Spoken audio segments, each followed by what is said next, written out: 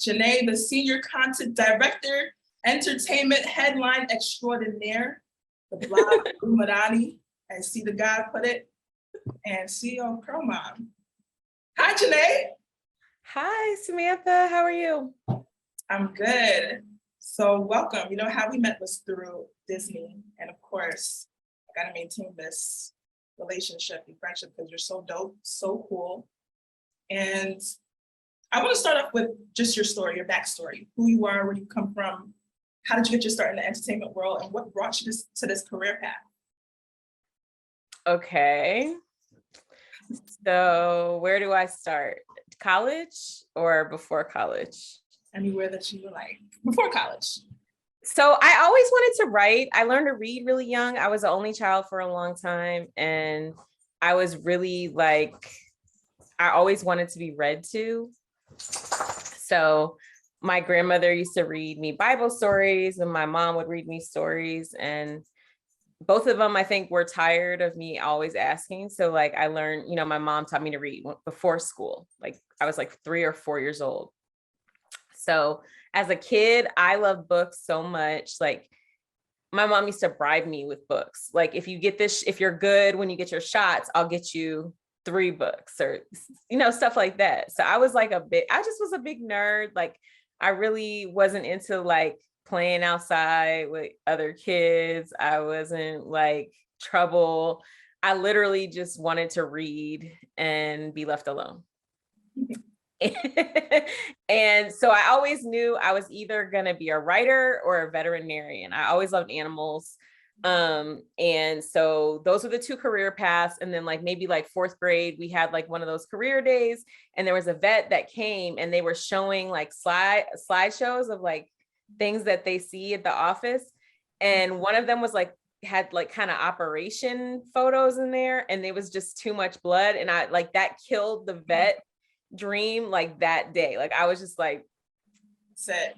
That ain't it. Yeah. So long story short, like I just was always writing and like I started getting things published really young, just like little, it would be like poems or, you know, little things like that. Vanity publishings, you know, like when you see like calls for essays. I actually won the essay contest for like why I say no to drugs. It was like an Elks Club, Massachusetts state why I say no to drugs contest. And I wrote a rap and it won. Like, wow. I was like a state finalist, won a mountain bike, like a $500 savings bond. Like, do you have that laminated up on the wall somewhere? I don't have it laminated, but like I have like the little sheet where it was like we kept it in a folder so it would like stay nice, like the typed sheet that I had submitted for the rap. And then I was actually looking through photo albums the other day and there was like a whole bunch of pictures from the day that they gave me the bike. So that was like an early accomplishment.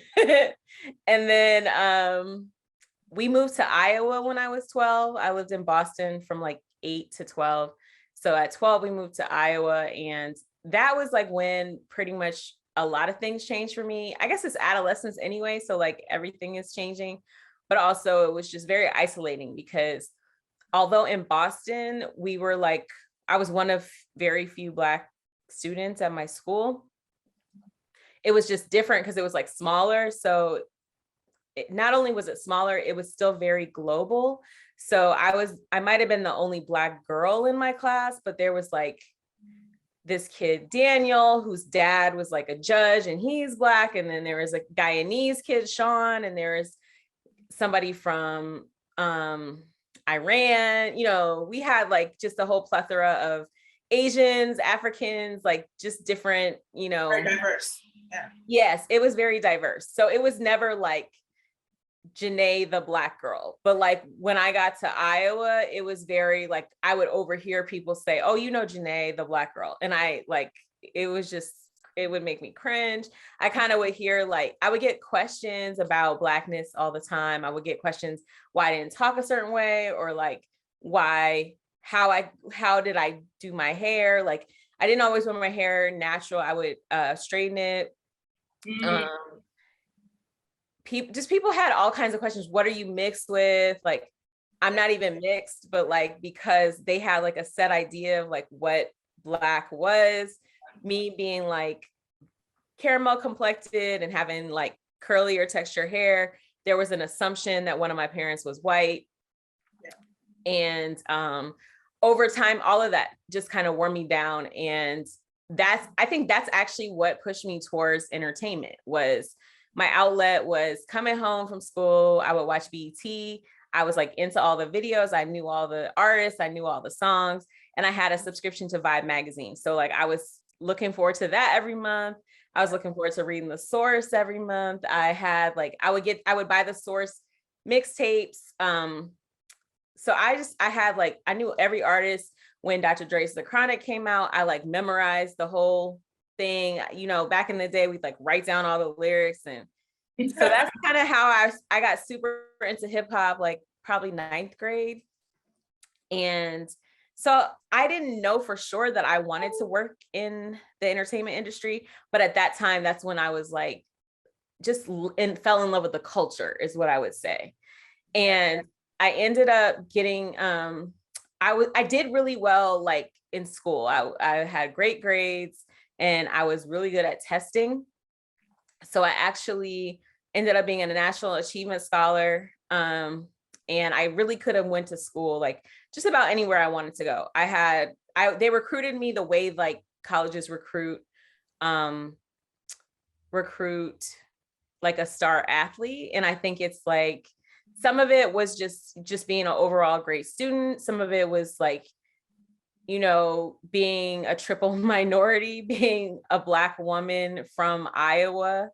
And I had missed Boston so much. I wanted to go back to like the East Coast for sure. So most of the schools I applied to were liberal arts schools on the East Coast.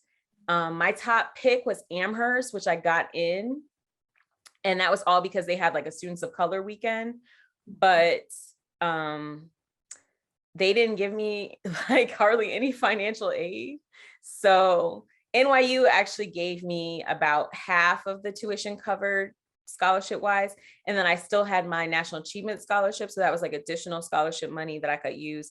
And then I'm gonna be honest with you, NYU's marketing materials like killed everybody else. Like nobody else was comparing to them in terms of like what they were sending out. Like the brochures look like magazines. Like it was just really enticing because like I've always been into shopping and fashion and stuff like that. So they sold me on, you can go shop like in between classes, basically. Right. So when I went to NYU, I still wanted to be a writer. I majored in English. I minored in Africana studies. And it's interesting because people are always like, you know, who actually does what they major in. But like, I feel like my job is actually pretty directly correlated, like to be an Africana studies minor, and I work in like basically Black culture, and an English major, and I literally am a content director. So it's like I just have to say I've always known who I am, and I never was sure like, okay, this is exactly the path that it's going to be, but it shouldn't be surprising. It's basically what I wanted to do. So initially, I think I was really scared to full on pursue it because everybody tells you as a writer, you're going to be poor. I'm sure you've heard that before. It's always like, have a backup plan.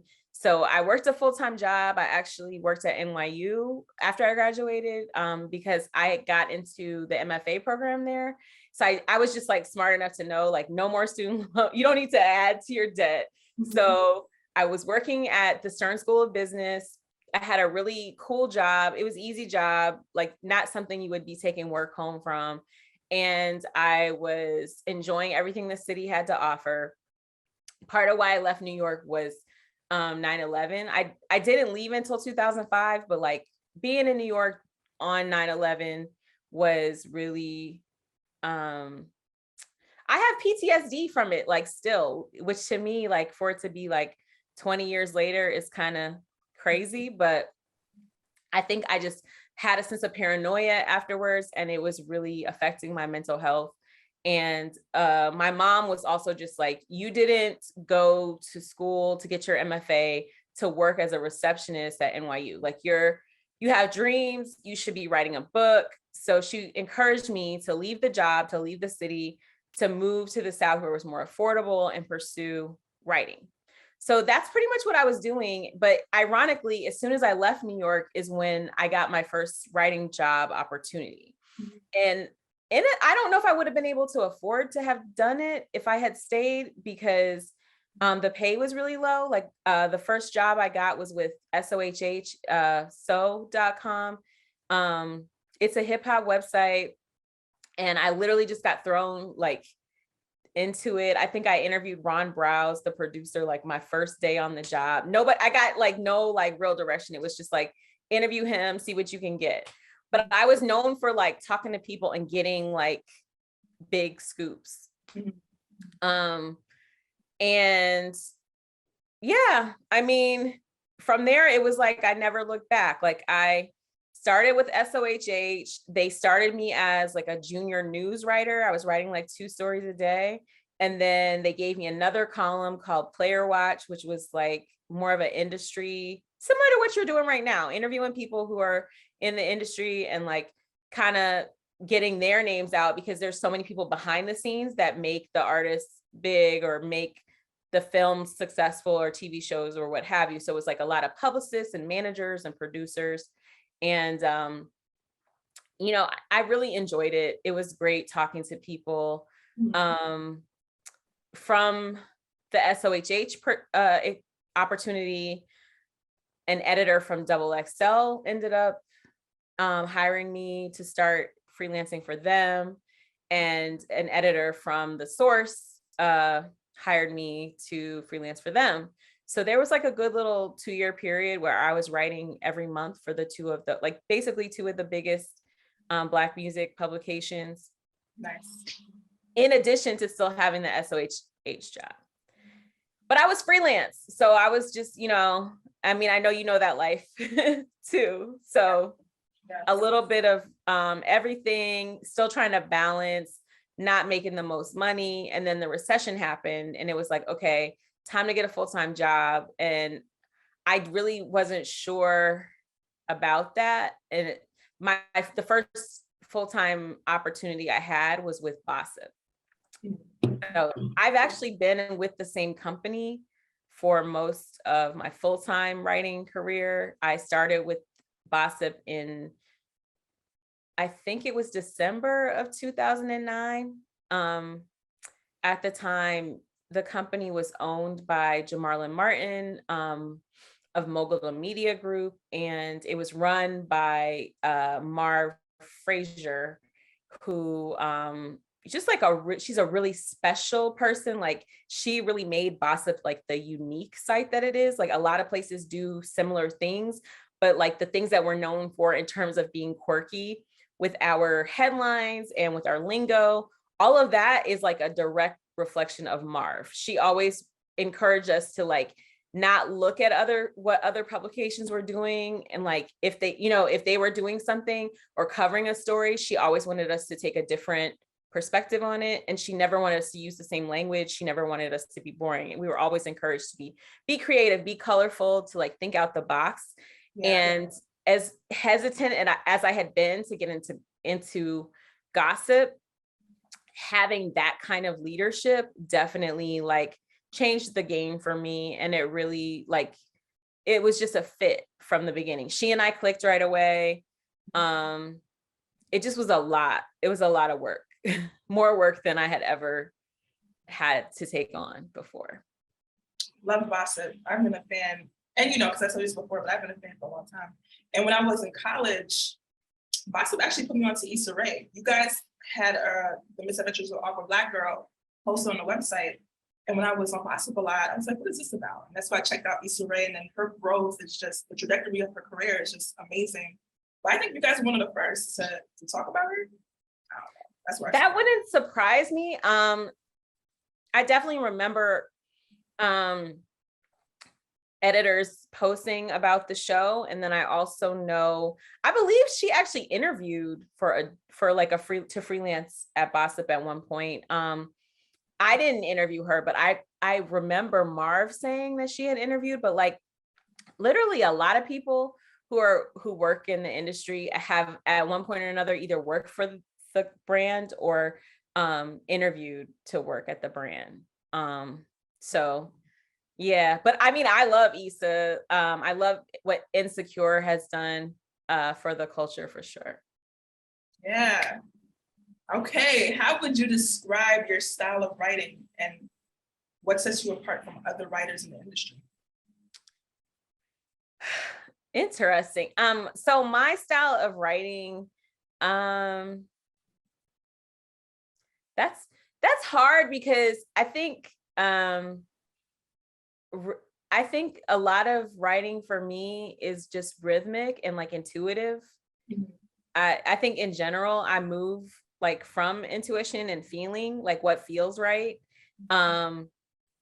So I think like that's how I would describe it, is just like what sounds right, what feels right. Like if I laugh at it, or if it just like, if I can't let it go, like especially with the headlines, if I'm like thinking of a headline and it might seem a little cheesy or something, but like it like rhythmically like lands, typically like that's kind of where I go with it. But I do try to just, remember the basics. Like I'm not like trying to knock your socks off with the vocabulary. Like at times it may happen just because I happen to love words so much that I may here and there use a 7-letter word, but I'm not like always seeking out to use the fanciest word. It's usually like what sounds right. And then am I answering the who, what, when, where, and why? Right. Yeah. It's interesting. Interesting. I tell you off camera why, but it's interesting. I think when it comes down to writing, it's always about, can the readers really connect with what you're writing about versus trying to sound all fancy and stuff. So I agree. The next question I have is, in what way do you aim to make a difference with your writing? I mean, I think I'm super emotional when it comes to like culture. Like I connect to things very emotionally, like, I think in general, like as storytellers, the goal is to like make people feel something. So whether that's like, emotions, like anger or happiness or empathy, I think like that's pretty much the goal. And I think that there's definitely been times where like human interest stories have done really well for us, and just sometimes I'll do, if I know someone or if someone reaches out and they're like, I need help with XYZ, and I know our audience is going to connect with the issue, like that's a great opportunity to help people in need, like raise awareness about like fundraisers and stuff like that. I think there's also like a necessity to like put things in regular language, just like what we were saying, like for stories where the average person is just missing the point, but they're important, especially for our audience. It's great to be the place where people know they can come and get a better understanding of like what actually happened. So whether that's like a police brutality case, or the insurrection that happened, or what's going on with like Supreme Court confirmation hearings, or whatever that may be, like just presenting it like the way the average Joe would see it, versus like couching it in euphemisms or terminology that's gonna like leave our audience like just lost, or like, Yeah. you know what I mean? Like it's more. Yeah, I get it. That's funny. So just being really simple and connecting and allowing the audience to feel through your writing. Yeah. And also just like saying it the way you would say it to a friend, Is that what makes Bossip different? But I'm gonna get to that. Who are some of the most interesting people you have interacted with? What was that like? And do you have any stories? And do you feel like they're exactly who you thought they would be? Some of the most interesting people I have interacted with, I mean, there's quite a few. It's interesting because for me, it's not always like the most famous people that strike a chord. Like I had a really intimate interview with Barry Jenkins one time. So a lot of times when you are covering like junkets, you end up in these rooms and you have like the talent is sitting directly across from you, but they might only give you like 4 minutes. And it's not as intimate as it seems. Like, you know, the result is like you have this great high impact interview and you've asked like your best questions you could think of, like, and you might only get 2 questions and 2 answers because you only have 4 minutes. But in this case, I was like the last interview of the day for Barry, and it wasn't a junket setup. It was literally like in his hotel room. There was a rep from the multicultural agency that was there. So it's not like we were like alone, but we were able to have like a long conversation about if Beale Street can talk. And like, I think we really connected at the time. Stacey Abrams was making her first run for governor of Georgia. And I had a Stacey Abrams pin on, and Barry saw it and was, you know, we connected about that as well. But he, like, just being someone who really appreciates intelligence, that's probably to this day, like one of my favorite interviews that I've done. And I think it was at that point that I started to, you know, I think in the past, like sometimes when you have talent from films or whatever, like the director is kind of like not the person that you want to talk to, because, you know, the audience is not necessarily like that excited about the director. But I think from that conversation, I started getting more excited about doing interviews with directors and producers, because you get like so many of the whys of like the result, you know, like you get to really dig into like why certain choices were made. And it was just like a really high level conversation. I had a chance to attend a season 1 premiere. Actually, I went to a couple of premiere events for Atlanta, like both first season and second season. Okay, so the second person I would say is Donald Glover. I met him at the premiere party for season 1 of Atlanta. And it's interesting because he went to NYU also. He's also from Stone Mountain, which I have a lot of family from. I've spent a lot of time in Stone Mountain. And we have a few people in common, like close relationships. So my good friend Anthony Demby used to manage him. Bossip has definitely been covering him for a long time. But the introduction I got to him was actually through a mutual friend who's technically like his family. It's like my friend is sisters with his partner. So when we first met, she didn't tell me where she was taking me. She just like, she was like, come on, we're going. So we left the screening and went to the after party a little bit early. And when we caught up with him, I wasn't expecting him. So I think I was like kind of like staring, and he's like, are you okay? So that was like super awkward. But at the same time, like he was really down to earth and cool. Like, you know, I was like, oh, you know, my friend Anthony used to work with you. So we like talked about that. And then ironically, I ended up really clicking with his dad. So like I would end up talking to his dad for like a long time. And then the next time when they had the season 2 premiere of Atlanta, same thing happened. I went to an event, and then his dad was there again, and he was like, hey, what are you doing here? Why are you always at these?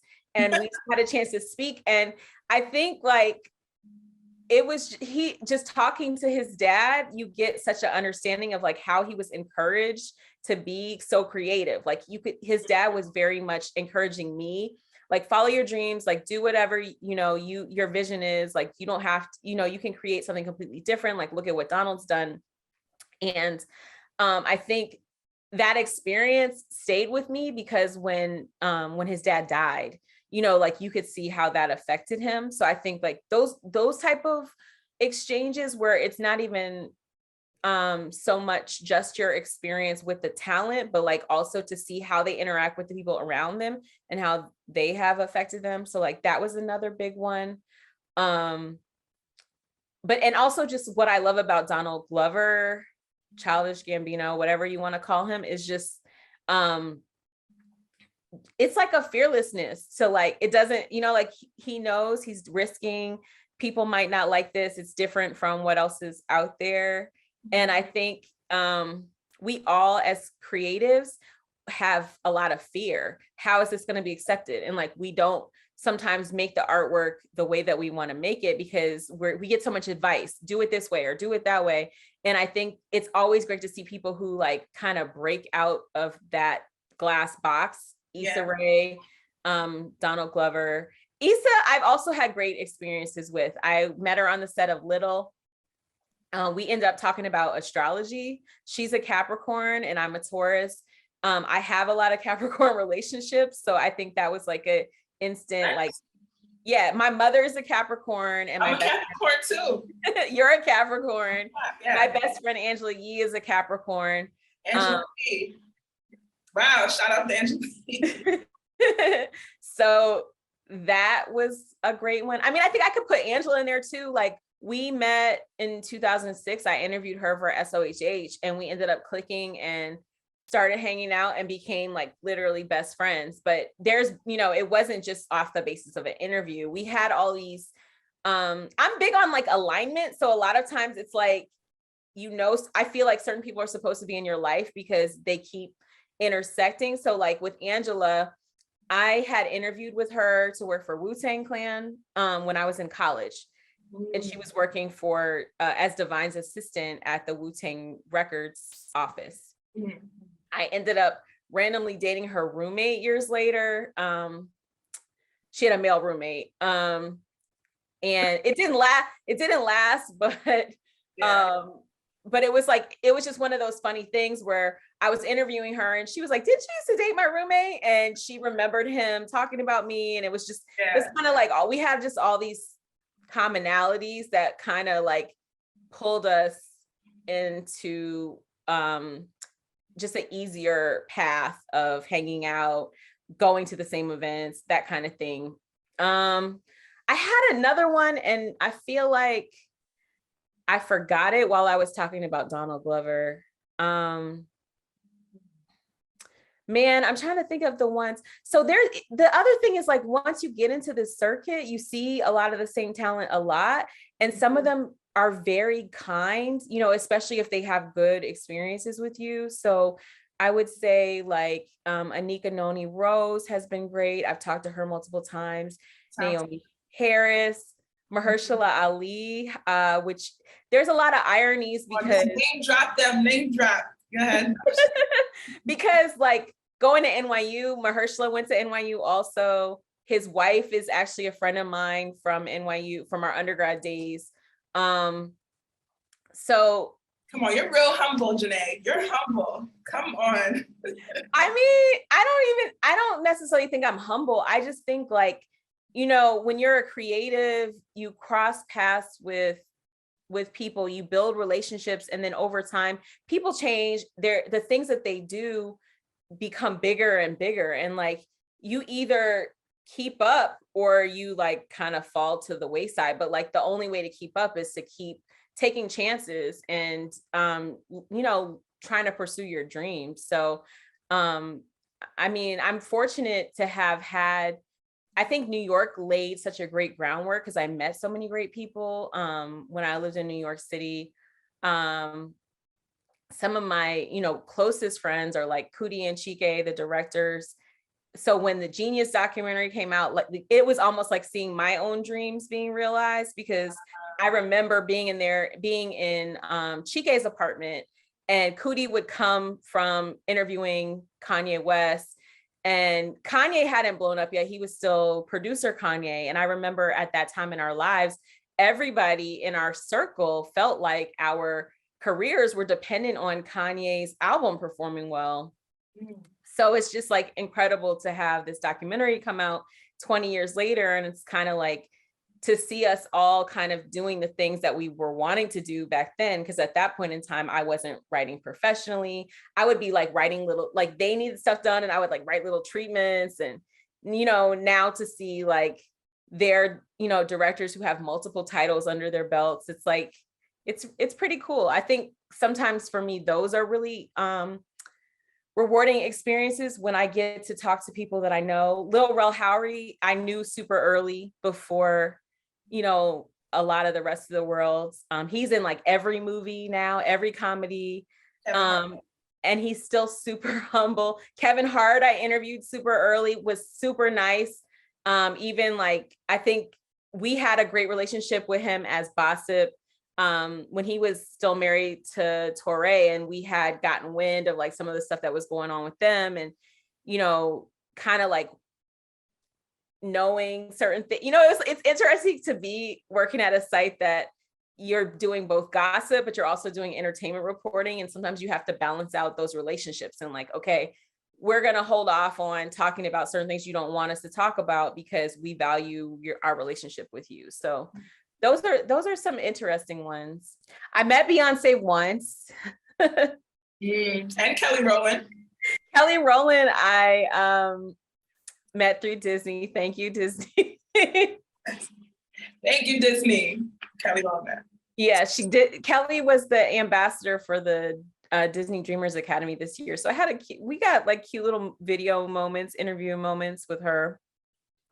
Beyonce, I met. I went with Angela to Made in America one year. And so we were in the Duce Lounge, and all of my friends had left to go watch Cardi B, like at a different stage, but it was raining and I was just kind of tired. So I was like, I'm just going to watch on the screen.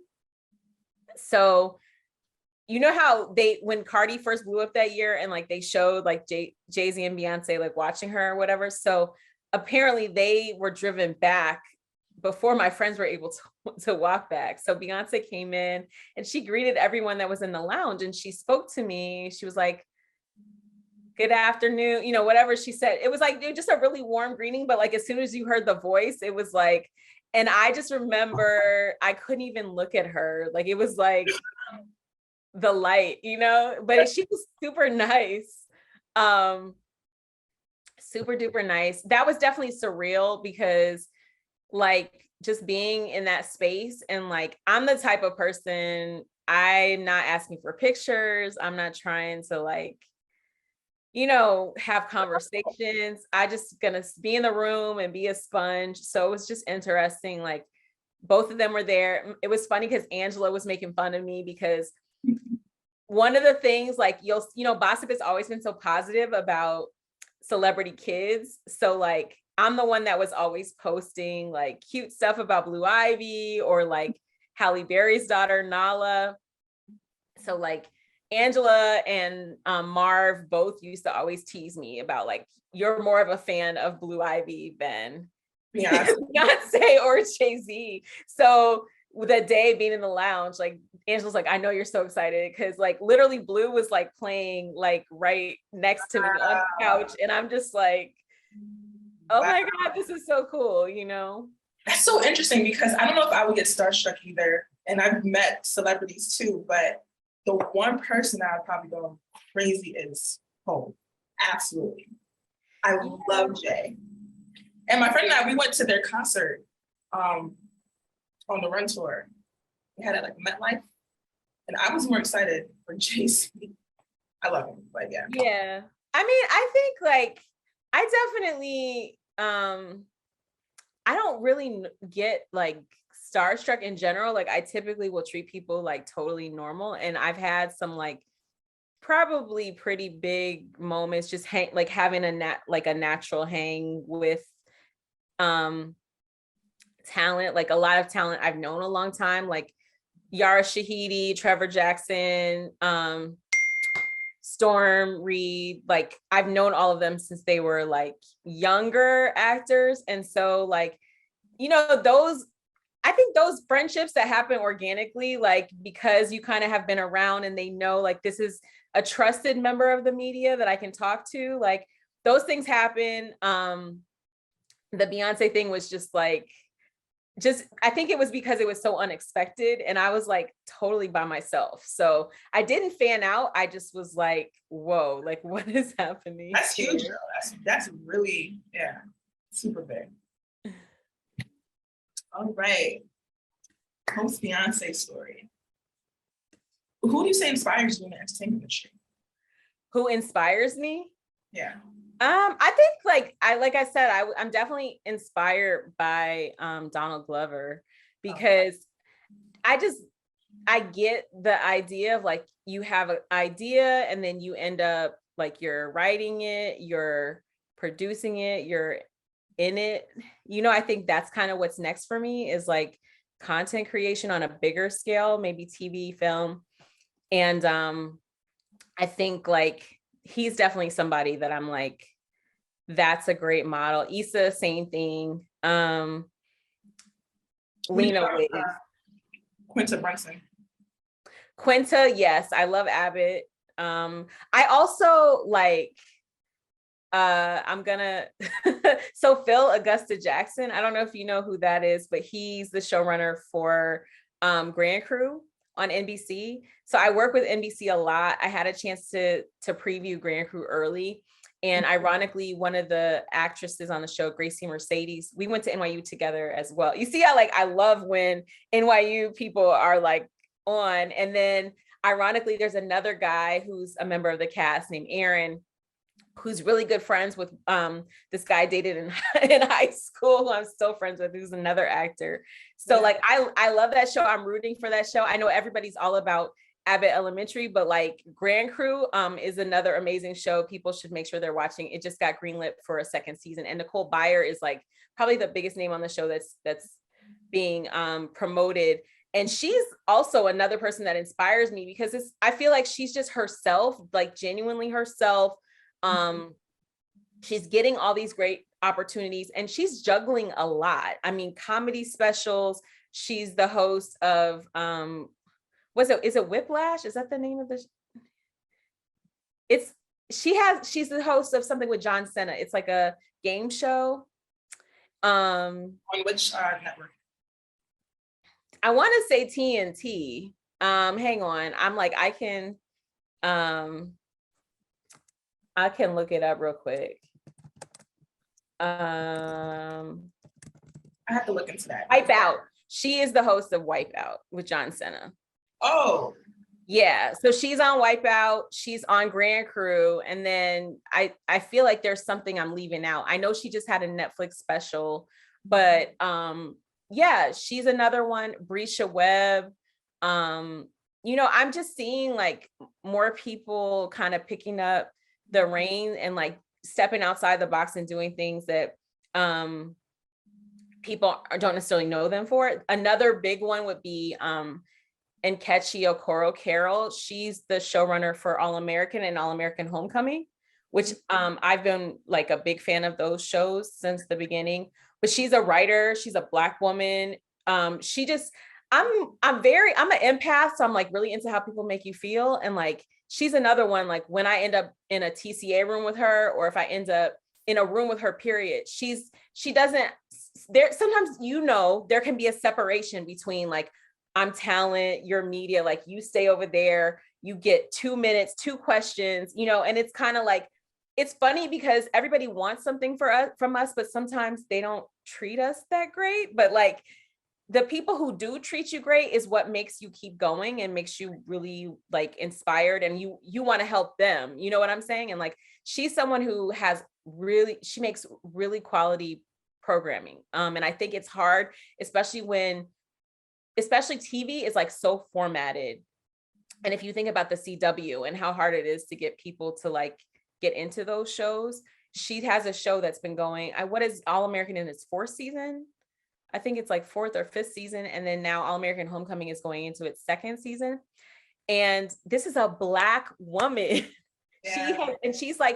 She's created jobs for other Black women, for queer actors, queer writers. And I think like you really have to like applaud someone who is doing these things bravely and making, insisting on certain storylines, and then also just creating opportunities for other people. And I would say like she's been a big inspiration for me. I met her at an event that P&G did called, it was like I want to say, I was about to say it was the My Black is Beautiful, but it was during like a BET Awards weekend. And I was just in a room of like 50 super phenomenally talented Black women. Robin Thede was in there. Thede, is it Thede or Thede? Thede? One of those two. But yeah. But that's Black lady comedy or sketch show, Black lady sketch show. Okay. So she was there, Lovey was there, Yvonne Orji was there, and I just think like it's a great time to be a Black woman. So these are some of the people who are inspiring me right now. Other Black women creators, Tracy Oliver, the Harlem show. I loved Harlem. I love Katori Hall. How could I leave her out? Katori Hall is a huge inspiration. P-Valley, like that made my whole pandemic.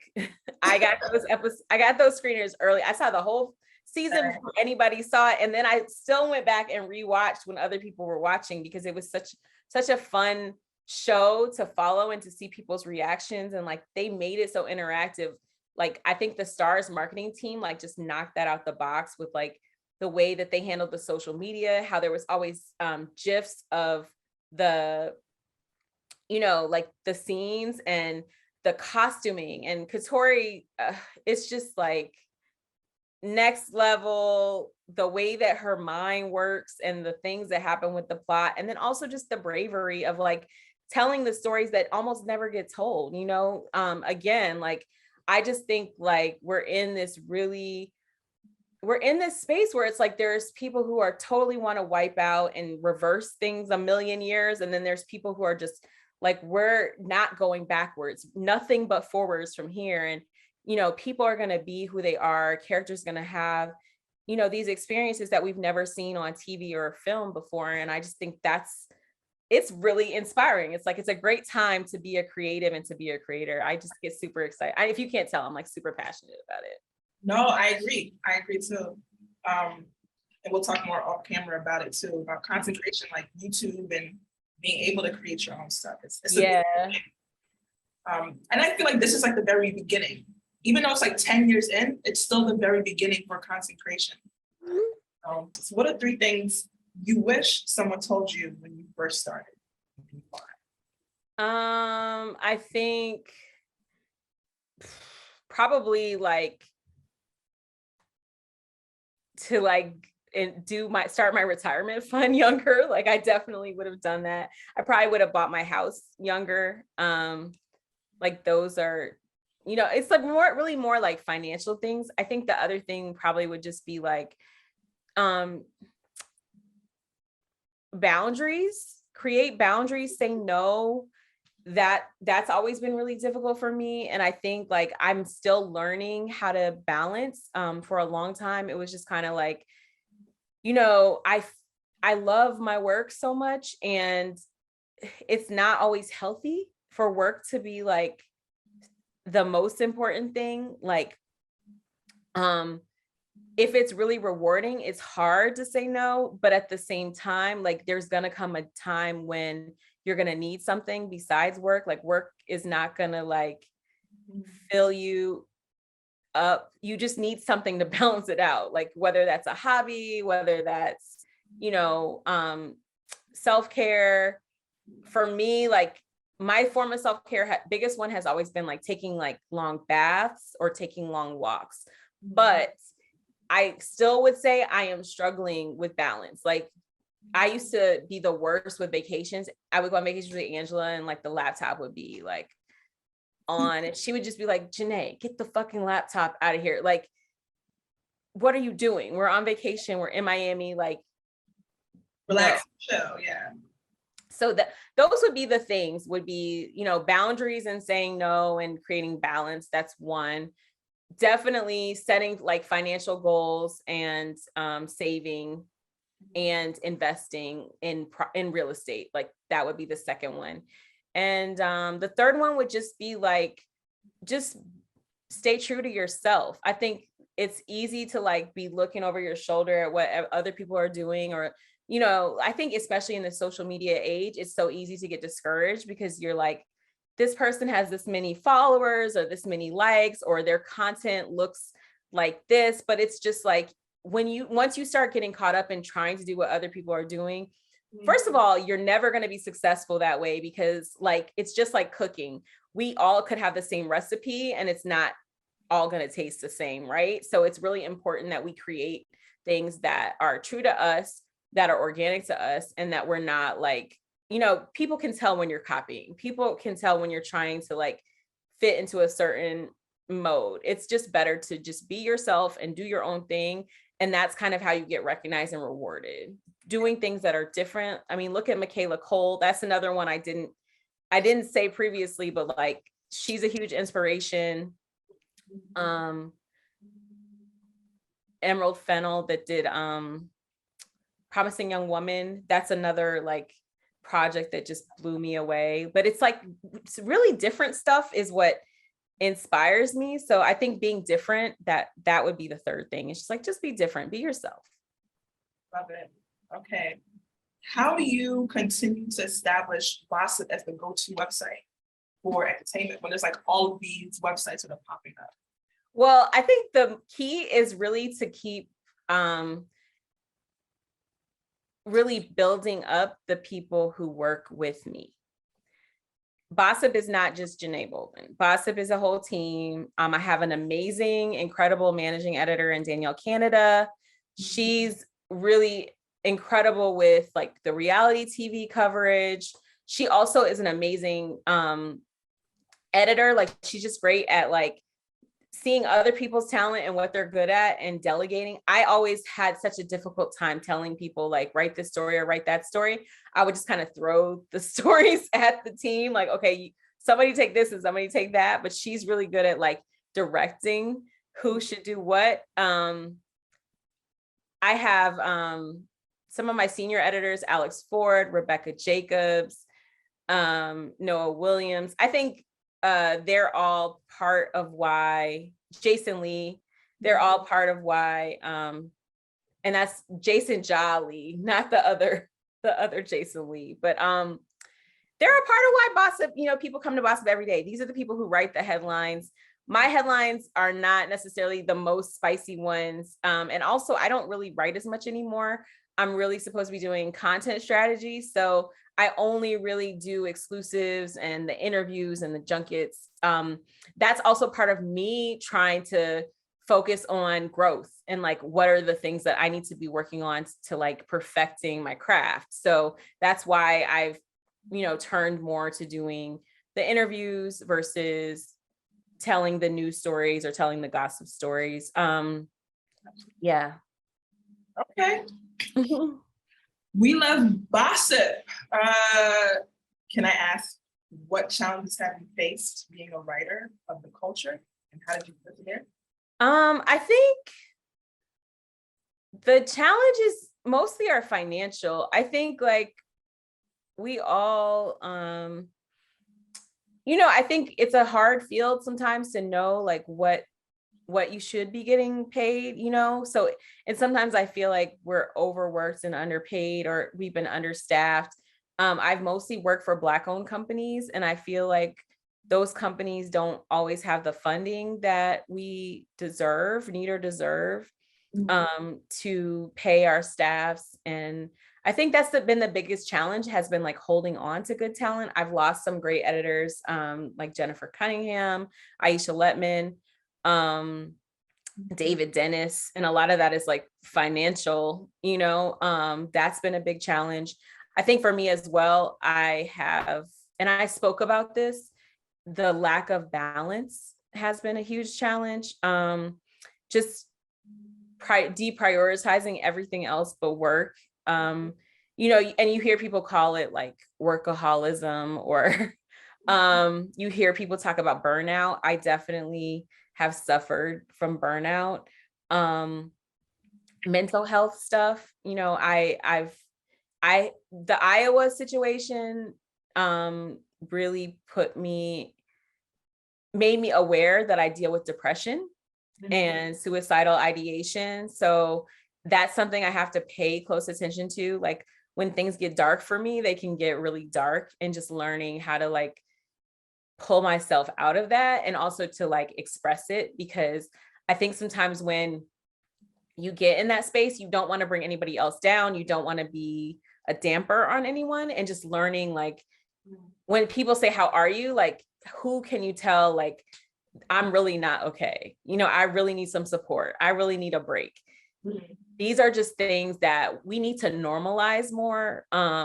They're challenges that so many people have. And I think the way that mental health is being prioritized since the pandemic has been like one of the best things to come out of the pandemic, is just like people really talking about like, you know, that's been really hard. Yeah, that would be one of the hardest things, I think. Charlamagne talks about it a lot. I think that was the second book, right? Or at least when I watch the Breakfast Club a lot, it talks about mental health, and it's not really spoken about in the Black community. But it is something that's really important. I mean, Charlamagne does, but I feel like I want him to like kind of, I feel like I want more diversity in the mental health professionals that he has brought to the table. I know he's used Dr. Jess a lot, who's great, but I would love to see like more specialists brought on, and then maybe even like the irony to me of him mentioning mental health, and then sometimes he's not the most sensitive. I think it's something that, and don't get me wrong, like I have a great relationship with Charlamagne, but like this is just me just doing a little bit of critical thought. Yeah. We're all like really fragile, and I think that the show has gotten a lot of flack for things that Charlamagne has done, and I think it's really, for him to be someone who advocates for mental health, I think he needs to be really careful and think about like some of the ways he has impacted the mental health of the guests on the show, as well as the people who are watching. Because I think that even just down to like the whole donkey of the day thing, like that's something where at times it's been used appropriately, and at other times it's been abused. So I like, that's really the only thing I would say. And I hope that that's perceived as constructive criticism, because I just think it's something that I want him to push it further than what he already has. And then I would say, in addition to him being someone who's advocated for mental health, Shanti Das has a movement called Silence the Shame. And I think it's gone so far in really connecting with artists who have been dealing with mental health issues. So, whether we're talking about Summer Walker or Big Crit or Nick Cannon, Big Sean, I think like there's been some really great examples of people in the spotlight who are like opening up and saying, I dealt with this. I've thought about taking my own life. And I think, I just think we could go bigger, we could go harder. And I think I really just want to say, Shanti Das deserves a lot of credit for that movement as well. And I really want people to think about donating to Silence the Shame, just to really help their efforts further, because they're really doing the groundwork to like making a difference in people's lives when it comes to mental health. SilenceTheShame.com. I think it's .org. Let me double check.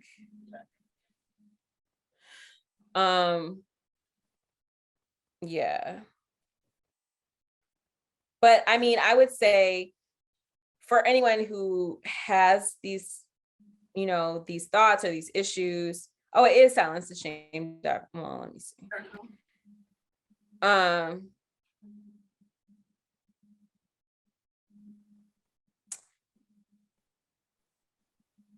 Yeah, you're right. It's .com, silencetheshame.com. Okay, I'm gonna check it out. But yeah, I really encourage therapy. I've been doing therapy off and on since my 20s. It helped a lot in my 20s with the depression. And I haven't really had the kind of like where you get into a funk and it's like a continuous funk. But I think we all can kind of like jog those issues by like knowing like life is gonna do this. Like it's not, life is not like this. And Yeah. sometimes when it is like this, like that is kind of what makes it feel like a funk because it's just like the same thing all the time. But there's things that we can all do to kind of like recharge, to lift ourselves up, to lift other people up. And I just think we should all be talking about it more. We all should be normalizing. Like my therapist said, I went to see my therapist and we were talking about, you know what I'm saying? Like that needs to be more seen, you know, talked about more, whether it's on social media or in our meetups with friends. Just like we all need to be encouraging each other. Like, you know, like if you see something like, hey, I'm really concerned, you know, you don't seem like yourself. Do you need to talk? Do you, you know, have you thought about seeing a therapist? Can I help you find one? Like all of those things, like it's basically a love language. Like therapy is a love language. Yeah, I think that's really important. I know for me, like the beginning of the pandemic too, I was reading a lot of books, the power of positive thinking, and just trying to get myself Yeah. a different type of, um, somewhere else. But yes, I agree. Okay, I'm not gonna take too much. Curl Mob, can you talk about it? Curl Mob is my lifestyle brand. I started it in 2017, but I've probably been using the phrase since like 2011 or so. I've been natural since college. I was already kind of doing natural styles here and there in high school, but you know, truthfully, like when I got to NYU, before NYU, my mom would press my hair every 2 weeks. And you know, I got to school, mom wasn't there to press my hair. I was like, I'm not gonna have money to be straightening this every 2 weeks. Let me just figure out this wash and go situation. And I was living in New York at the time, and people would just stop me, like, your hair is so beautiful. And that really, it put the battery in my back to just do the wash and go. And I think the interesting thing is like when I started doing it, I don't want to say like I was a trendsetter, but I do feel like I had friends who like never wore their hair natural, and like over time from watching me like always wearing it natural and in natural styles, like it seemed like more and more people were doing it. Yeah. And that's why I started calling it Curl Mob, because like I would look around and my whole group of friends were in a picture and everybody has hair, curly hair, and it's all different textures. Like some people have like big loose ringlets, some people had wavy hair, some people might have had more afro hair. Some people had locks, some people had twists, some people had braids, but it was all natural. And to me, like that's what a curl mob was. And I'm a big believer that like if you have a picture of like one woman, like that's a beautiful picture. But if you have a picture of like a whole group of women who are all like confident and like living in their, you know, own skin and their own textures, like that to me is like the most beautiful thing. So like that's really what the meaning of curl mob is. So when I was looking also at like culture and like what was out there in terms of streetwear, there wasn't like, I wasn't seeing the representation. There was like a whole phase in streetwear where like naked white women were like the go-to image on a on a t-shirt. And I was like, it would be cool if we had shirts with like slogans to deal with, you know, talk about natural hair. So that was where the idea came from. And it's mostly been merch. It's been necklaces. It's been t-shirts, hoodies. And now I'm moving more into a content space. I have show concepts. See, I said I wasn't going to say what I've been working on, but that's a big part of it. It's Curl Mob. You'll see more of Curl Mob in the future in the content creation space. Nice. Sounds good. What advice can you share with those, with like other curl mobbers that want, or people who want to be entrepreneurs, people who want to live in their purpose? Like, what would you tell? So, that's really hard because I feel like I'm still really struggling as an entrepreneur. Like I don't always know the way to go, but sometimes I feel like we spend so much time like preparing and talking to other people and trying to follow other people's paths. And I think we all kind of have to find our own way. So like that would be one piece of advice. And then the other piece of advice, especially for people wanting to wear their hair natural. It's funny because it's similar to the advice that I gave for editorial, but it's kind of like be yourself, because I know for me, a lot of my struggle was wanting a certain look. Like especially in high school, I wanted that Tia Tamara hair, and my hair is so much thicker. So when it was wet, I would think I'm like, oh, I'm on my way to the Tia Tamara curls. They're like defined, they're hanging. And then like an hour later, everything is like up here, you know? So it was just kind of like, it took time for me to like embrace, like, your hair isn't going to do what you see your neighbor's hair doing. Your hair is going to do what your hair does. And you have to talk to it nice. You got to say like, I love my hair. I love the texture that grows out of my head. I'm not trying to change it so I could have the look of Tracy Ellis Ross per se, or, you know, Diana Ross or whoever. It's literally like, talk to your hair, feel your hair, what feels good for your hair, what looks good for your hair, like finding your own path, finding your own styles, and like not necessarily like just trying to do what you see celebrities do or what you see as good hair. You know, I feel like there's always been this war of like, to the point where I've heard the terminology natural Nazi, because there's all this like, this isn't natural, that's not natural. You know, people who are attacked for wearing wigs, or people who, you know, are dissed for clip-ins or extensions or whatever. And one thing I will say I love about the community is now there's so many different options for textured people who want to wear textured styles. Like if you want to try different things, you can try different things. And I think that's totally fine. Like, I don't think anybody should be shaming anyone else for what they do to their hair, how they treat their hair. You know, like, we all have our own paths and our own journeys and our own textures. And I think like that's really the key, is like, do what works for you. For some people, natural hair is way more work than that sew-in, that wig, that perm, that shortcut, whatever. So if you're trying to do the natural thing, is causing you pain, is creating, you know, stress, don't listen to the people who say, this isn't natural, that isn't natural, don't do this, don't do that. Do what works for you. If wearing a blowout is what works for you, do that. I mean, but I definitely encourage people, one, to do what's healthier. We all know by now, relaxers are not healthy for you. It's not even just your scalp and your hair that it's hurting. It's your body. It's what's inside your organs. So much of that, the chemical, it's just not good for you. The other part, in addition to chemicals and stuff not being healthy, the mindset of the European standard that's a big part of Curl Mob, and why I want it to be a bigger platform and something that people can gravitate for and gravitate towards and form a community around.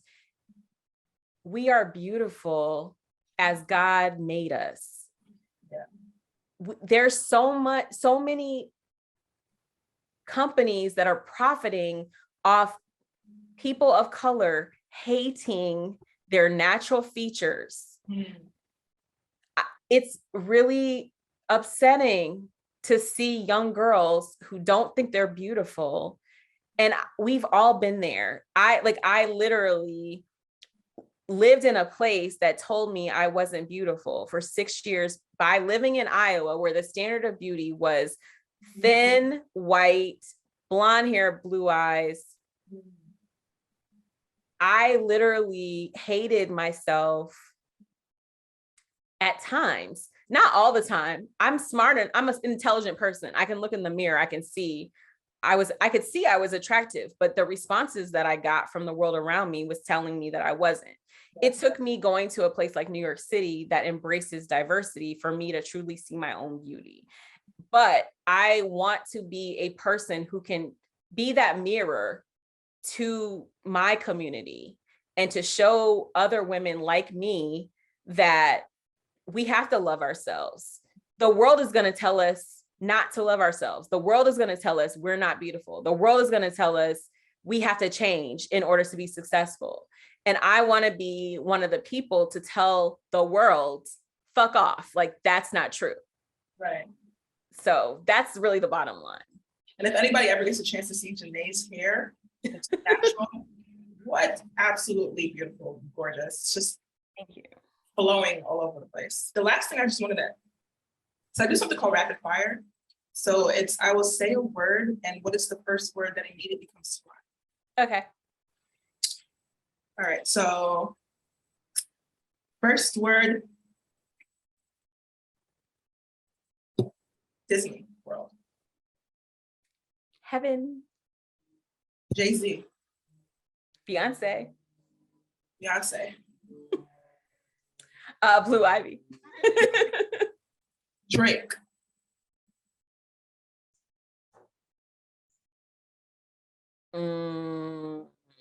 That's an answer. Okay. No, I like Drake. I don't want to make it seem like I don't. 40. Okay. Nicki Minaj. A queen. TheYBF.com. Natasha. Kardashians.